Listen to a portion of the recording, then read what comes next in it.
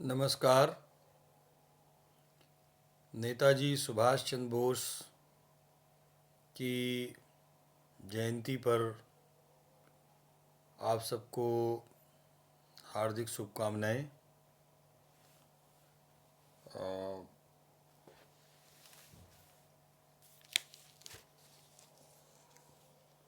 नेताजी सुभाष चंद्र बोस के आविर्भाव को पूरी एक शताब्दी से काफ़ी आगे हम बढ़ चुके हैं और अब 125वें वर्ष में प्रवेश कर रहे हैं। उनके तिरोभाव को प्राय आधी सदी हो गई है। कृतज्ञ राष्ट्र अपने इस स्वतंत्रता नायक को श्रद्धांजलि अर्पित कर रहा है। बीए तृतीय वर्ष में सुभाष चंद्र बोस और आज़ाद हिंद फौज पाठ्यक्रम में शामिल हैं। इस दृष्टि से भी आज की ये चर्चा उपयोगी रहेगी।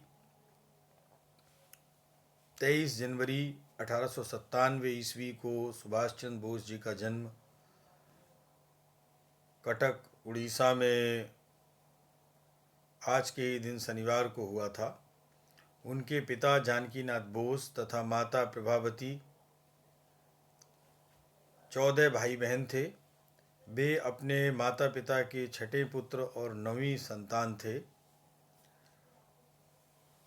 1901 में सुभाष चंद्र बोस के पिता जानकीनाथ बोस कटक नगर पालिका के पहले गैर सरकारी निर्वाचित अध्यक्ष हुए और 1912 में सुभाष चंद्र बोस के पिता जानकीनाथ बोस बंगाल विधान परिषद के सदस्य बने और उन्हें राय बहादुर की उपाधि दी गई। 1912 में ही सुभाष चंद्र बोस का जागृति समाज से परिचय हुआ। इस संस्था के उद्देश्य लोगों का आध्यात्मिक उत्थान करना और उन्हें समाज सेवा में प्रवृत्त करना था।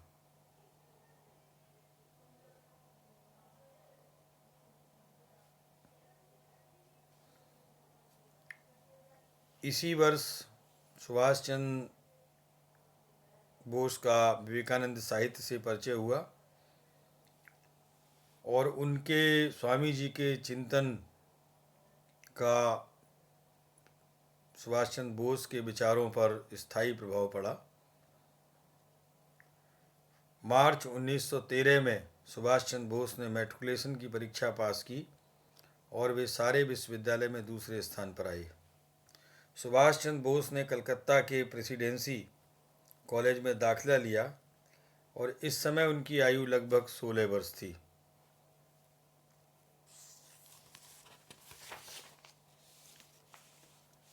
उन्नीस 1915 में प्रथम श्रेणी में इंटरमीडिएट की परीक्षा पास की और बीए में दर्शन शास्त्र का अध्ययन किया उन्होंने।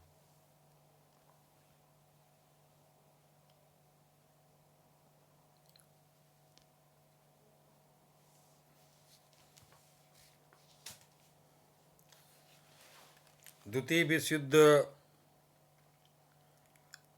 शुरू होने के बाद और कांग्रेस से जो वैचारिक मतांतर उनका था, मतभेद था, सरकार ने सुभाष चंद्र बोस को कलकत्ता में नज़रबंद कर लिया। 17 जनवरी 1941 को सुभाष चंद्र बोस कलकत्ता से गायब हो गए तथा काबुल होते हुए रूस पहुँचे। सुभाष चंद्र बोस कलकत्ता में एक मौलवी के वेश में गोमेहे पहुँचे। गोमेह से वे एक बीमा एजेंट के रूप में पेशावर पहुँचे। पेशावर से जियाउद्दीन पठान के नाम से काबुल पहुँचे। काबुल से वे ओरलैंडो मैसोट्टा नामक इटालियन नाम से पासपोर्ट लेकर रूस गए। तो ये जो विभिन्न नाम हैं, ये कई बार प्रतियोगी परीक्षाओं की दृष्टि से आपके लिए उपयोगी हैं। जियाउद्दीन पठान, ओरलैंडो मैसोट्टा। काबुल से मास्को व बर्लिन की यात्रा इसी इटालियन पासपोर्ट पर की। रूस पर जून 1941 में जर्मनी ने आक्रमण कर दिया तो रूस मित्र राष्ट्रों में शामिल हो गया। इसलिए सुभाष चंद्र बोस को रूस से जर्मनी जाना पड़ा। जर्मनी में बोस ने हिटलर से मुलाकात कर भारतीय आज़ादी की लड़ाई में हिटलर से सहयोग मांगा। जर्मनी में ही भारतीयों द्वारा सुभाष चंद्र बोस को नेताजी की उपाधि दी गई।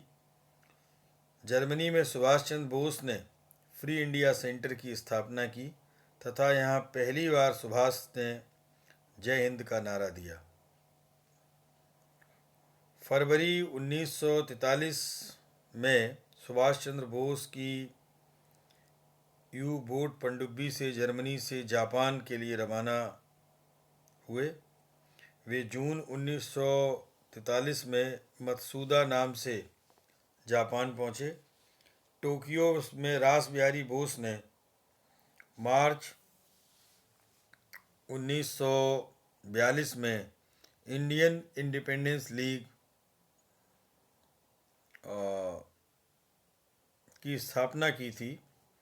इससे पहले ब्रिटिश भारतीय सेना ने एक भारतीय अधिकारी कैप्टन मोहन सिंह ने जापानी मेजर फूजीवारा के प्रोत्साहन से मलाया में 15 दिसंबर 1941 को आज़ाद हिंद फौज की स्थापना की।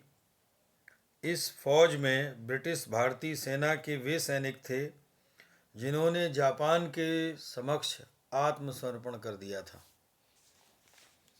जून 1943 में रास बिहारी बोस की अध्यक्षता में इंडियन इंडिपेंडेंस लीग का बैंकॉक में एक और सम्मेलन बुलाया गया जिसमें सुभाष चंद्र बोस को लीग व आज़ाद हिंद फौज का नेतृत्व सौंपने का निर्णय लिया गया।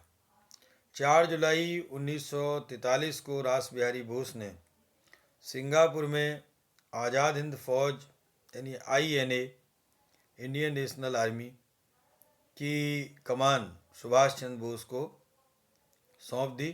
सुभाष चंद्र बोस आज़ाद हिंद फौज के सेनापति बने। इसी समय सुभाष चंद्र बोस ने दिल्ली चलो का नारा दिया, यानी सिंगापुर में आज़ाद हिंद फौज ने दिल्ली चलो का नारा दिया। सुभाष चंद्र बोस ने सिंगापुर में ही सुभाष चंद्र बोस ने 21 अक्टूबर 1943 को स्वतंत्र भारत की अस्थायी सरकार का गठन किया। सिंगापुर के अलावा रंगून में भी अस्थायी सरकार का मुख्यालय बनाया गया। जापान व जर्मनी सहित धुरी राष्ट्रों ने अस्थायी सरकार को मान्यता दी। इस अस्थायी सरकार में HC चटर्जी वित्त मंत्री, MA अय्यर प्रचार मंत्री तथा लक्ष्मी स्वामीनाथन महिलाओं की मंत्री थीं। आज़ाद हिंद फौज की 3 ब्रिगेड थीं: Subhash brigade, Nehru brigade, Gandhi brigade. महिलाओं के लिए रानी लक्ष्मीबाई के नाम पर रानी झांसी रेजिमेंट बनाई गई। मलेशिया में सैनिकों से आह्वान करते हुए सुभाष ने कहा, तुम मुझे खून दो मैं तुम्हें आज़ादी दूंगा, यानी तुम मुझे खून दो मैं तुम्हें आज़ादी दूंगा का नारा मलेशिया में सुभाष चंद्र बोस ने दिया था। 6 नवंबर 1943 को जापानी सेना ने अंडमान और निकोबार द्वीप को जीतकर आज़ाद हिंद फौज को सौंप दिया। सुभाष चंद्र बोस ने इनका नाम शहीद और स्वराज द्वीप रखा। 6 जुलाई 1944 को सुभाष चंद्र बोस ने आज़ाद हिंद रेडियो के प्रसारण द्वारा महात्मा गांधी से भारतीय स्वाधीनता के अंतिम युद्ध के लिए आशीर्वाद मांगा। इस प्रसारण में ही सुभाष चंद्र बोस ने पहली बार गांधी जी के लिए राष्ट्रपिता शब्द का प्रयोग किया। कैप्टन शाहनवाज के नेतृत्व में आज़ाद हिंद फौज की एक बटालियन भारत बर्मा सीमा पर आक्रमण करने के लिए जापानी सेना के साथ बर्मा भेजी गई। 18 मार्च 1944 को आज़ाद हिंद फौज ने भारतीय सीमा पार कर भारतीय भूमि पर तिरंगा फहराया। मई 1945 में ब्रिटिश सेना ने रंगून पर पुनः अधिकार कर लिया, अतः आज़ाद हिंद फौज के सैनिकों को आत्मसमर्पण करना पड़ा। जवाहरलाल नेहरू ने सुभाष चंद्र बोस को भारतीय देशभक्त की ज्वलंत तलवार कहा।